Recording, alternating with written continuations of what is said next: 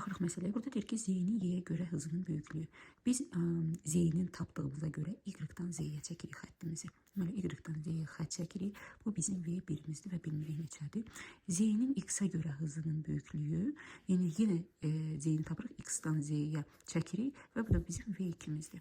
Bunları biz Pifaqor tərimindən tapa bilərik. Bunu asan yolla Pifaqor tərimindən tapmaq üçün, məsələn, 8-in kvadratı üstə gəlsin 4-ün kvadratı yox. 8-i 4-ə bölsəm, bura olacaq mənə 2, bura olacaq mənə 1. Bu formada kvadrata yüksələn Pifaqor terimindən tapmaq daha rahatdır.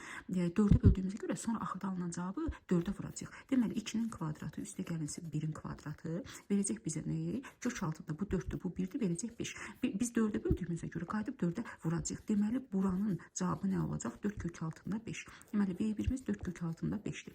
İndi bunu tapanda 8, 10, daha doğrusu 8, 6, 13 bucağıdır. Onda bu hissə 10 olacaq. Bizə də V1-in V2 nisbətini soruşur. O da bərabərdir. V1-imizi tapdıq 4 kök altında 5. O V2-mizdən 10 tapdıq. İkisi də ixtisar gedir 2-yə. 2 kök altında 5 bölünsün 5-ə. O da cavab nə olacaq? A variantı.